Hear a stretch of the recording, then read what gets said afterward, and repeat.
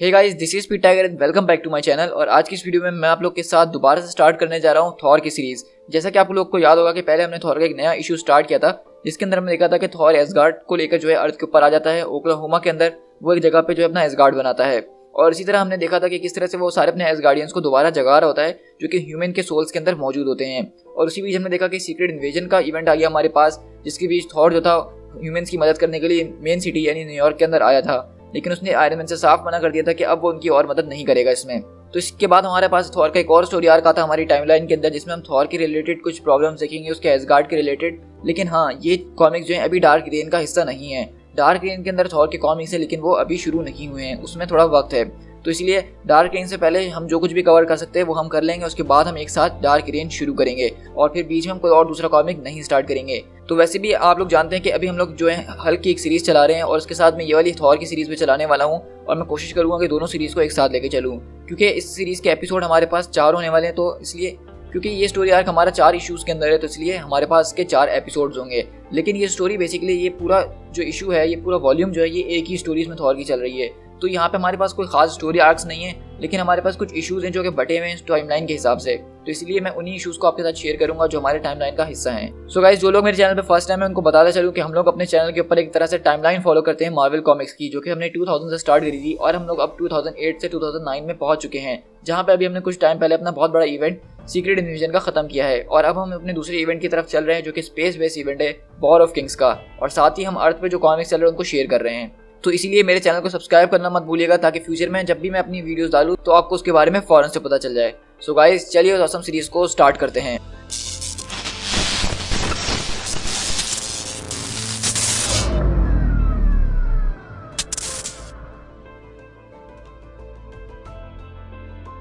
हम यहाँ से एसगार्ड ओक्लाहोमा के अंदर शिफ्ट होते हैं, जहाँ पे थॉर जो है अपना म्योनियर घुमाते हुए अर्थ के लिए निकल जाता है, और दूसरी तरफ बाल्डर वो उसको देख रहा होता है, क्योंकि कहीं ना कहीं बाल्डर और बाकी एसगार्डियंस का भी दिल चाह रहा है कि वो भी अर्थ को घूमें फिरें और मजे करें, जैसा कि वो अपने एसगार्ड में आज़ादी से किया करते थे। क्योंकि जब से ये एसगार्ड बना, ये सारे एसगार्ड के लोग सिर्फ यहीं पे रह रहे हैं, यहाँ से कहीं बाहर नहीं निकल पा रहे।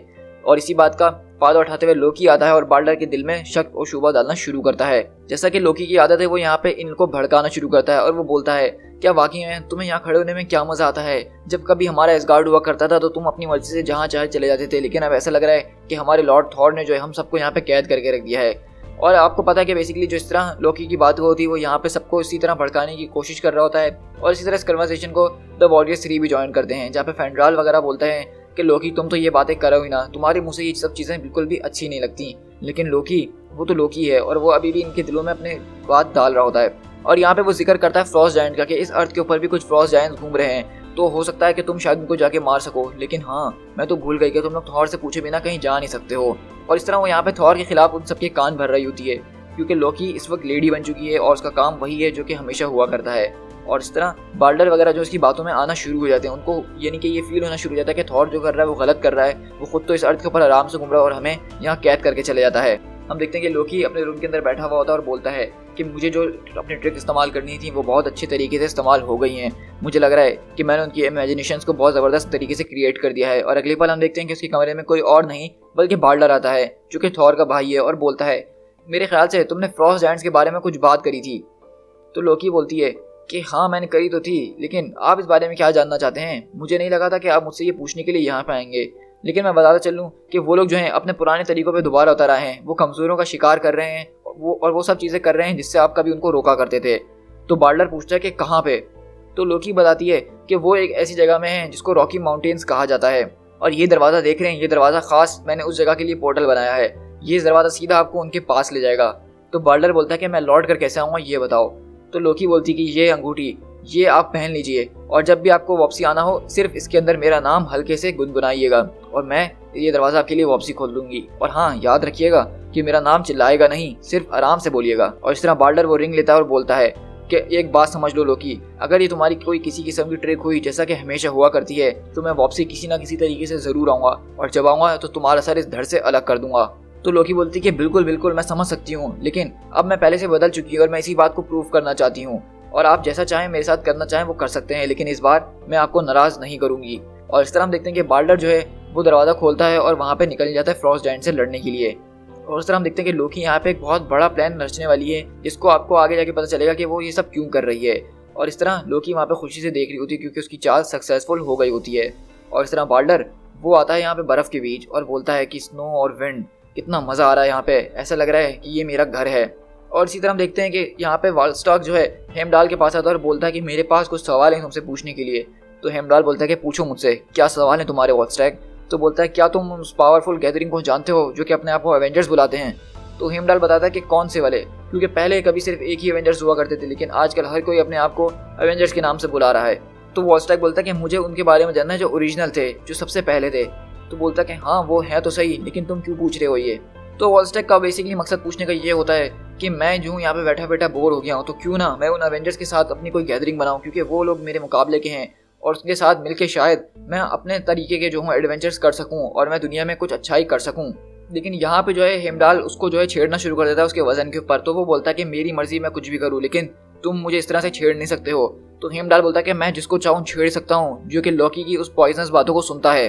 और वहीं पे वॉलस्टॉक को भी गुस्सा आता है और वो हेमडाल से मुंहमारी करना शुरू कर देता है। लेकिन तभी हमें आवाज आती है कि नीचे से कोई उनको बुला रहा होता है और वहाँ से वॉलस्टॉक झांकता है और बोलता है कि तुम इस वक्त वॉलस्टॉक द ग्रेट से बात कर रहे हो और मेरे साथ द हेमडाल है और हम लोग यहाँ पे खड़े हुए आपस में बहस कर रहे हैं, क्या तुम्हें दिख नहीं रहा, और ये बताओ कि तुम्हें यहाँ पे क्या चाहिए। तो वो लड़का हम देखते हैं कि बेसिकली वही लड़का होता है जिससे कैल्डा नाम की एक लड़की इस गार्डियन से पहले आके मिली थी। और वो बोलता है कि मैं यहाँ पे कैल्डा के लिए आया हूँ मिलने, क्या वो घर पे है। तो वॉलस्टॉक बोलता है कि कैल्डा, और इस तरह हेमडाल भी पूछता है कि कैल्डा।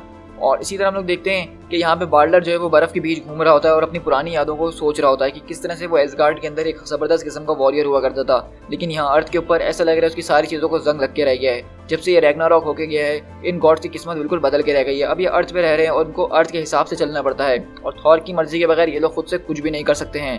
और इस तरह वो अपनी सारी पुरानी बातें याद ही कर रहा था। लेकिन तभी हम देखते हैं कि बाल्डर जब वहाँ पे चलकर आ रहा होता है, वहाँ कहीं दूर खड़े हुए लोकी और एक फ्रॉस्ट जायंट बैठा हुआ होता है। यहाँ पे ये जो फ्रॉस्ट जायंट इनको लोकी ही लेकर आई है और इसको खुद जो है बाल्डर से लड़वाना चाहती है और बोलती है कि तुम बिल्कुल वैसे ही करोगे जैसा मैंने कहा है, ना उससे कुछ कम, ना ही अपनी तरफ से कुछ ज्यादा, वरना हर एक सिंगल एसगार्डियन को मैं यहाँ बुला लूंगी और वो तुम्हारा वो हश्र करेगा जो तुम सोच नहीं सकते हो, और जब तक मैं ना कहूँ यहाँ से हिलना नहीं। अब देखो वो आ रहा है हमारी तरफ, अब जाओ वही करो जो मैंने तुमसे कहा है और उससे ज्यादा कुछ करने की जरूरत नहीं है। और इसी तरह एसगार्ड के अंदर हम शिफ्ट होते हैं जहाँ पे कैल्डा आती है और बोलती कि विलियम तुम मुझसे यहाँ मिलने आए हो, और हाँ मैं देख रही हूँ कि तुम मेरे लिए एक तोहफा भी लेकर आए हो। तो विलियम बोलता है कि हाँ वैसे ये मैंने खरीदा तो नहीं है, मैं सिर्फ तुम्हारे पास मिलने के लिए आ रहा था और मुझे रास्ते में दिखे तो मैंने बोला क्यों ना तुम्हारे लिए ले लें, क्योंकि ये तुमसे बहुत मिलते हैं। और वहाँ पे वो बोलती कि अच्छा क्या लेकर आए हो, जरा दिखाओ तो सही। वो बोलता कि मैं तुम्हारी तरफ फेंकूं इसको। तो बोलती है कि हाँ हाँ मुझे फेंक के दिखाओ। तो वो बोलता कि मैं इस बारे में श्योर हूँ कि तुम्हारे पास ये पहुंचेंगे कि नहीं, क्योंकि ये बहुत ज़्यादा लाइट है और तुम समझ रही हो ना। तो कैल्डा बोलती है तुम बस फेंको। और इस तरह हम देखते हैं कि जब वो आसमान की तरफ फेंकता है फूल, तो वो थोड़ा सा ऊपर जाते हैं और नीचे गिर के सारे टूट जाते हैं। लेकिन वो दोबारा उस फूल को उठाता है और उस पर पत्थर बांध के दोबारा उसको फेंकता है और वो एकदम चिल्लाता है कि जरा तुम्हें लगी तो नहीं। तो बोलती है कि नहीं नहीं ज़्यादा नहीं लगी, मैं ठीक हो जाऊंगी, चलो मैं तुम्हारे लिए सीढ़ी लेकर आती हूँ और तुम ऊपर आओ।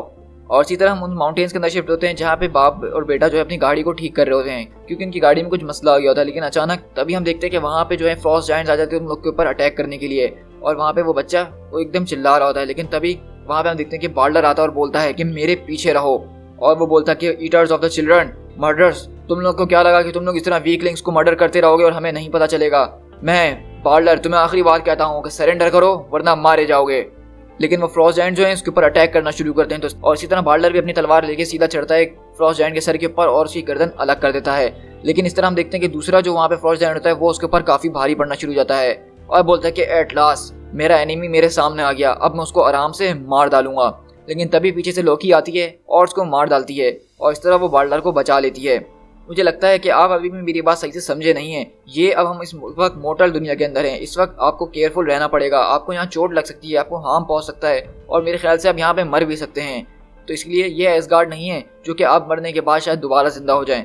लेकिन तभी हम देखते हैं कि वहाँ पे पुलिस वाले आ जाते हैं और उनको बोलते हैं कि अपने अपने वेपन्स डाउन करो। लेकिन बाल्डर उनको समझाने की कोशिश करता है कि वो लोग यहाँ सिर्फ मदद कर रहे थे। लेकिन वो जो बाप और बेटे होते हैं वो बोलता है बाप कि इन दोनों ने उन दोनों को मेरी आंखों के सामने मारा, यहाँ तक कि मेरी बेटे की आंखों के सामने। मेरे बेटे ने सब कुछ देख लिया और ये सब इनकी वजह से हुआ है, इनको यहाँ से लेके जाओ। और इस तरह हम देखते हैं कि विलियम वो यहाँ एसगार्ड के अंदर आता है और बोलता है कि देखो जरा, मुझे लग रहा है कि यहाँ मेरा आना ठीक नहीं है, यहाँ आने से कहीं मैं किसी किस्म का कोई लॉ वगैरह तो नहीं तोड़ रहा हूँ तुम्हारा। तो कैल्डा बोलती कि नहीं नहीं, तुम यहाँ पे बिल्कुल वेलकम हो, ये सिर्फ तुम इसलिए ऐसे देख रहे हैं क्योंकि इससे पहले यहाँ पे कोई आया नहीं है, वो लोग क्यूरियस हैं। तो बोलता है कि हाँ हाँ, ये तो मुझे देख के लग रहा है कि वो लोग कितने क्यूरियस हैं और मेरे लिए भी ये उतनी ही क्यूरियसिटी की बात है जितनी उनके लिए। और इस तरह वो लोग अपनी यहाँ पे बातें वगैरह कर रहे होते हैं और कैल्डा उसको अपने साथ अपने रूम में ले जाती है। और इस तरह हम देखते हैं कि पुलिस वाले के पास शिफ्ट होते हैं जो कि थॉर को अपने पास बुलाता है और बोलता है कि हमें इस बारे में बहुत जल्दी पता चल गया था क्योंकि खबरें बहुत तेजी से फैलती हैं। मैंने उन लोगों से बात करी जो एवेंजर्स में हुआ करते हैं, जो कि तुम कभी उनके साथ लड़ा करते थे, और ये तुम्हारी जगह जिसको तुम एसगार्ड बुलाते हो ये एक किस्म का डिप्लोमेटिक इम्यूनिटी है। मतलब यहाँ पे जाना हर किसी की बस की बात नहीं है। तुम लोग जो अमेरिका के अंदर स्टेट नहीं होते हो और इसीलिए तुम्हारे लोगों पे हम लोग इस तरह से प्रोसिक्यूशन वगैरह नहीं लगा सकते हैं। इसीलिए मैंने सोचा कि तुम्हें यहाँ पे बुला लेना चाहिए। तो थॉर पूछता है क्या इन लोगों ने कोई क्राइम कमिट करा है? तो वो बोलता है कि ये कहना मुश्किल है, लेकिन देखो उन लोगों ने 3 ह्यूमंस को मारा है जो कि काफ़ी अजीबोगरीब लग रहे थे और हमने जब ब्लड टेस्ट करा तो पता चला कि वो ह्यूमंस नहीं थे। तो थॉर बोलता है कि हाँ वो फ्रॉस्ट जायंट्स होंगे। तो बोलता कि हाँ बिल्कुल वो 2 भी कुछ ऐसा ही कह रहे थे। लेकिन देखो मैं ये नहीं कह रहा हूँ कि तुम्हारे 2 दोस्तों ने यहाँ पे कुछ टूरिस्ट की जान बचाई है, वो काम उन्होंने बहुत अच्छा करा, लेकिन इस तरह से वो खुलेआम यहाँ पे मतलब किसी चीज़ को नहीं मार सकते हैं, वो भी एक बच्चे के सामने। ये रूल्स और रेगुलेशन के बिल्कुल खिलाफ है। उन लोगों ने बहुत बड़ी शिकायत करी तुम्हारे खिलाफ कि उसके बच्चे के सामने इन्होंने इस तरह से मर्डर कराया उन 3 लोगों का।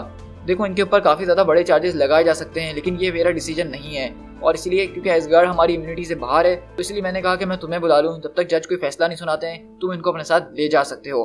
तो थॉर बोलता है कि तुम्हारा बहुत बहुत शुक्रिया मेरे दोस्त। तो बाल्डर बोलता है कि लॉर्ड कि माय लॉर्ड थॉर मेरा मकसद ये नहीं था। थॉर बोलता है कि हम इसके बारे में बाद में बात करेंगे। और लोकी जो कोई भी मैजिक ट्रिक्स तुमने इस्तेमाल करी थी इसको यहाँ पे लाने के लिए उसका इस्तेमाल करो और हमें वापसी एसगार्ड ले चलो। लोकी बोलता है कि बिल्कुल बिल्कुल माय लॉर्ड, जैसा आप चाहेंगे वैसा ही होगा। और तरह यहाँ लोकी अभी भी उसकी नज़रों में अच्छा बनने की कोशिश कर रहा होता है, लेकिन हमें पता है कि पीछे हो क्या रहा है। तो वहाँ पे बाल्डर बोलता है कि माय लॉर्ड आपने हमसे कहा था कि हम जहाँ चाहें जा सकते हैं, जो चाहे वो कर सकते हैं, और आप अब मुझे ऐसा कह रहे हैं। तो बोलता है कि हाँ मैंने कहा ज़रूर था, लेकिन अभी इस तरह नहीं फ़ौरन, क्योंकि ये वर्ल्ड तुम लोगों के लिए बहुत ज़्यादा नया है बाल्डर। यहाँ के रूल्स और रेगुलेशन, यहाँ के लोगों के कल्चर और इनके विचार जो हैं तुम लोग उनसे अनजान हो। तुम्हें नहीं पता कि वो लोग कैसा सोचते हैं। ये एसगार्ड नहीं है जहाँ पे तुम 3 फ्रॉस्ट जायंट्स मार गिराओ और लोग तालियां बजाएंगे। यहाँ पे बिल्कुल उल्टा ही है। अगर कुछ ऐसा था भी बाल्डर तो तुम्हें कम से कम पहले मेरे पास आना चाहिए था, तुम मुझसे बात करते। और इस तरह हम दूसरी तरफ देखते हैं कि विलियम जो है वहाँ पे एसगार्डियंस को बॉल से खेलना सिखा रहा होता है कि किस तरह से यहाँ पे खेला जाता है।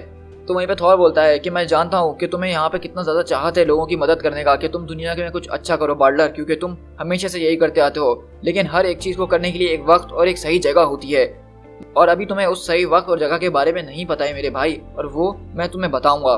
तो बाल्डर बोलता है कि ठीक है जैसा आप कहें, मैं आपकी बात समझ रहा हूँ। लेकिन हम वहीं पे देखते हैं कि बाल्डर दोबारा लोकी के पास आता है और बोलता है कि बिल्कुल वैसा ही हुआ जैसा तुमने कहा था। वो हमसे ये तो कह रहा है कि ये फ्यूचर हमारा है क्रिएट करने के लिए, हम जो चाहे कर सकते हैं, लेकिन फिर भी वो ये कह रहा है कि हमें हर चीज़ में उसकी इजाज़त लेनी पड़ेगी। ये बिल्कुल वैसा ही है जैसा तुमने मुझसे कहा था। लेकिन मुझे लगता है कि शायद इस बात में वो कहीं ना कहीं सही ज़रूर है। मुझे ये एडमिट करना तो बिल्कुल भी अच्छा नहीं लग रहा लोकी, और कम से कम तुम्हारे सामने एडमिट करना तो बिल्कुल भी अच्छा नहीं लग रहा। लेकिन मुझे ऐसा लग रहा है कि मैं इस नई दुनिया के अंदर कहीं खो के रह गया हूँ। जिंदगी का कोई मकसद नज़र ही नहीं आ रहा, मैं बिल्कुल खो चुका हूँ। तो लोकी बोलता है कि ये बात तो आपकी ठीक है, लेकिन ये बताइए कि इससे पहले कभी आपने इस तरह महसूस किया है कि आप बिल्कुल खो चुके हों और लॉस्ट हो गए हों? तो बोलता है कि लोकी मैं तुम्हारी बात समझ नहीं पा रहा हूँ। तो बोलती है कि तुम्हारे फादर को एक फ्रॉस्ट जायंट ने मार दिया था। तुम्हारा रोल, तुम्हारी प्लेस, हर कोई जो है दूसरा आदमी डिटरमाइन करता है कि तुम्हें क्या करना है। क्या तुमने कभी खुद से कुछ करने की कोशिश करी है? तो तुम्हारी जो है सर्विसेज हमेशा फोर्सेस के अंदर रखी गई हैं और उसको तुम खुद कभी नहीं चुनते हो। क्या तुम्हारा दिल जानता है कि तुम असल में हो कौन? तो बाल्डर बोलता है कि बिल्कुल मैं जानता हूँ कि मैं कौन हूँ, मैं बाल्डर हूँ और मैं अपने लॉर्ड थॉर को सर्व करता हूँ और हमेशा करता ही रहूंगा। तो लोकी पूछता है अच्छा, और तुम उसको सर्व क्यों करते हो?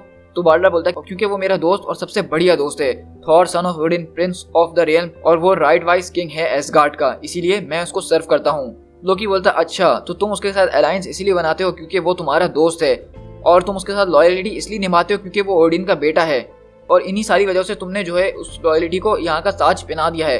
तो बोलता कि हाँ बिल्कुल बात ऐसी ही है। तो लोकी बोलती कि क्या हुआ नोबेल बाल्डर, अगर मैं तुमसे ये बात कहूँ कि तुम्हारे फादर को किसी फ्रॉस्ट जायंट ने नहीं मारा था, और अगर मैं तुमसे ये कहूँ कोई और नहीं बल्कि ओडिन ही तुम्हारा बाप था, और बाय द वे फ्रीगा तुम्हारी माँ थी, और अगर मैं तुम्हें ये बात बताऊं कि तुम थॉर के हाफ ब्रदर हो, और अगर तुम थॉर के हाफ ब्रदर हो तो इस तरह से इस एसगार्ड के ऊपर रूल करने का अधिकार तुम्हें भी उतना ही है जितना थॉर को है।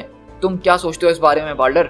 और बेसिकली हम लोग देखते हैं कि यहाँ पे लोकी ने जो है इसका माइंड बिल्कुल वॉश कर दिया, ये बात बता के कि बाल्डर दरअसल थॉर का जो है सुतेला भाई है, ना कि सिर्फ उसका दोस्त, क्योंकि थॉर के अंदर बाल्डर जो है बेसिकली उसका सुतेला भाई होता है। लेकिन अभी हम देखेंगे कि कॉमिक्स में इन्होंने ये बात रिवील नहीं की थी और बाल्डर को ये लग रहा था कि थॉर उसका सिर्फ एक अच्छा दोस्त है, उसका साथी है। लेकिन अब लोकी ने उसके माइंड वॉश करने के लिए उसको ये सच्चाई बता दी है। To be continued.